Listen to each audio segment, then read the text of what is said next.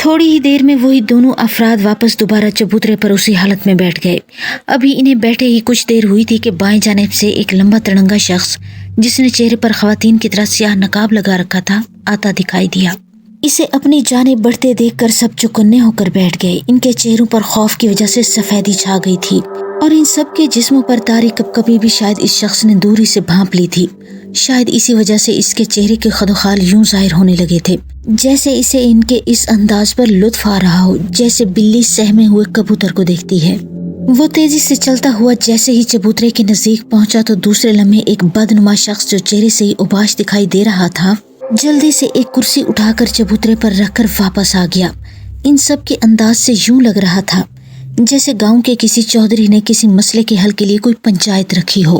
دور سے دیکھنے والوں کو یہی محسوس ہوتا ہوگا، لیکن در حقیقت یہ ان لوگوں کے کام کرنے کا ایک الگ انداز تھا۔ ظاہر ہے وہ اس دیہاتی علاقے میں اچھا سیٹ اپ بنا کر ارد گرد کے لوگوں کو اپنی جانب متوجہ نہیں کرنا چاہتے تھے، اور یہی ان لوگوں کی اب تک کامیابی کا راز تھا کہ اچانک اگر کہیں سے کوئی پولیس پارٹی یہاں پہنچ بھی جاتی تو وہ بھی انہیں عام انسان سمجھ کر واپس چلی جاتی۔ میرے خیال میں اب ہمیں تیسری کنسائنمنٹ کی ڈیلیوری کا سوچنا چاہیے۔ ویسے بھی میری ڈسوزا سے ابھی بات ہوئی ہے، وہ ڈیلیوری کے لیے کافی بے چین دکھائی دے رہا تھا۔ اسی پر بیٹھتے ہی اس نے اچانک ایک چیختی ہوئی آواز میں بات شروع کی۔ اس کی آواز سے یوں لگ رہا تھا جیسے کہیں دور ڈھول بج رہا ہو، لیکن بجانے والا بالکل اناڑی ہو۔ نہ جانے اس کے لہجے میں ایسی کیا بات تھی کہ اسے سنتے ہی وہ سب لرزنے لگے۔ حالانکہ اس نے انہیں کچھ نہیں کہا تھا بلکہ صرف ایک بات کہی تھی، لیکن سچ کہتے ہیں کہ قبر کا عذاب تو مردہ ہی جانتا ہے۔ وہ چونکہ سب اس کے ساتھی تھے اور اچھی طرح جانتے تھے کہ ان کے سامنے بیٹھا شخص کوئی عام آدمی نہیں ہے بلکہ اس دور کا ہٹلر ہے۔ جی ہاں، اس کے ظلم کے قصے انہیں ازبر تھے۔ وہ اچھی طرح جانتے تھے کہ اس کے سامنے کسی غلطی کا اعتراف کرنا موت کو دعوت دینا ہوتا ہے۔ ویسے بھی جب کسی سے غلطی ہو جاتی تھی تو وہ اسے رپورٹ کرنے کی بجائے خود ہی خودکشی کرنے کو ترجیح دیتا تھا، کیونکہ اس کی طرف سے ملنے والی موت کو دیکھ کر شاید موت بھی تھر تھر کانپنے لگتی ہوگی۔ اس کی بات سنتے ہی دائیں جانب بیٹھے ایک قدرے بھاری جسامت کے شخص نے اس کی طرف دیکھتے ہوئے اسبات میں سر ہلایا اور کہنے لگا، بالکل درست فرمایا آپ نے، ہمارے پاس بچے موجود ہیں جن کی وجہ سے ہماری کنسائنمنٹ آسانی سے تیار ہو جائے گی۔ تو ٹھیک ہے، آج رات اس پر کام شروع کر دیا جائے، اور ہاں، میں کسی قسم کی کوئی کوتاہی برداشت نہیں کروں گا، اور اب کم از کم 1 ماہ تک آپ سب شہر کا رخ نہیں کریں گے تاکہ لوگ اپنے گمشدہ بچوں کی یاد میں رو دھو کر چپ بیٹھ جائیں، اور پولیس بھی ہمیں تلاش کر کر کے تھک چکی ہو۔ لیکن اس کے ساتھ ساتھ اب ہمیں یہاں سے کوچ کرنا ہوگا، کیونکہ میں نہیں چاہتا کہ ہماری کسی قسم کی غلطی یا لاپرواہی کی وجہ سے ہمیں یہاں سے اچانک راہ فرار اختیار کرنا پڑے۔ چونکہ ہمارا کافی سامان ہمارے ہیڈ کوارٹر میں موجود ہے، اس لیے ہمیں وہ وقت آنے سے پہلے ہی یہاں سے سامان سمیت خاموشی سے نکل جانا ہوگا۔ یہ کہہ کر اس نے ہاتھ کے اشارے سے انہیں وہاں سے چلے جانے کا کہا، اور خود بھی کرسی سے اٹھ کر جس جانب سے آیا تھا اسی جانب بڑھ گیا۔ بڑا عجیب ماحول تھا۔ بہت سے بچوں کو مرغیوں کی طرح چھوٹے بڑے ڈربوں میں بند کیا ہوا تھا۔ چھوٹے چھوٹے اور معصوم بچے شکلوں سے یوں لگ رہے تھے جیسے انہیں بھوکا رکھنے کے ساتھ ساتھ مارا پیٹا بھی گیا ہو۔ تمام بچوں کی عمریں تقریباً 7 تا 9 سال تک کی تھیں، اور بہت سے بچے اچھے لباس میں تھے، جس سے ظاہر ہوتا تھا کہ ان کا تعلق اچھے اور خوشحال گھرانوں سے ہے۔ ان سب کو مختلف علاقوں سے پکڑ پکڑ کر یہاں منتقل کیا گیا تھا۔ پتہ نہیں کب سے یہ دھندا جاری تھا اور کس قدر یہ گھناؤنا کھیل کھیلا جا رہا تھا۔ یہ ایک بڑا سا ہال تھا جس میں اس وقت وہ تمام بچے ان ڈربوں میں قید تھے۔ ہال ہر قسم کے ساز و سامان سے آری تھا۔ ڈربوں میں اس وقت تقریباً 27 کے قریب بچے موجود تھے۔ نہ جانے کہاں کہاں سے انہیں پکڑ کر لایا گیا تھا۔ حال میں اس وقت ان کے علاوہ 3 افراد اور بھی موجود تھے، جن میں سے 2 نے سفید کوٹ پہنے ہوئے تھے، جن سے صاف ظاہر ہو رہا تھا کہ وہ ڈاکٹر ہیں۔ وہ تینوں ایک طرف کھڑے آپس میں خسر پسر کرنے میں مصروف تھے، اور باتوں کے دوران کبھی کبھی ان بچوں کی جانب بھی دیکھنے لگتے تھے۔ پھر جیسے کسی نتیجے پر پہنچ کر وہ تینوں دائیں جانب رکھے تیسرے نمبر کے ڈربے کی جانب بڑھنے لگے، اور اس کے قریب پہنچتے ہی اس سادہ لباس والے شخص نے ڈربے کے باہر لگا قفل کھولا اور اس میں موجود بچوں میں سے ایک ایک کر کے باہر نکالنے لگا۔ اس کا انداز بالکل اسی طرح تھا جیسے مرغی بیچنے والا ڈربے میں بند مرغیوں کو صفاقانہ طریقے سے پکڑ کر باہر کھینچ لیتا ہے۔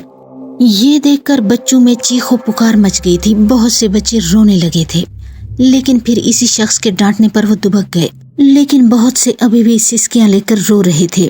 ڈربے میں سے 5 بچوں کو نکالنے کے بعد اس نے دوبارہ دروازہ بند کر کے مکفل کر لیا تھا اور 5 بچوں کو ان تینوں نے پکڑ لیا اور ہال میں موجود ایک بڑے سے دروازے کی جانب بڑھنے لگے۔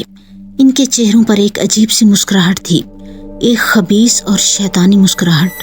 ایک چوکور سے کمرے میں دیواروں کے ساتھ ساتھ لکڑی کے مختلف ریک ترتیب سے رکھے ہوئے تھے۔ ان میں رکھے شیشے کے مرتبان اور نیلے رنگ کے جار مختلف قسم کے سیال سے لبریز تھے۔ ان میں ڈوبے ہوئے انسانی اعضاء بھی صاف دکھائی دے رہے تھے۔ ان مرتبانوں اور جاروں میں انسانی آنکھیں، دل، پھیپھڑے، جگر، حتیٰ کہ کچھ میں تو انسانی دانت تک بھرے ہوئے تھے۔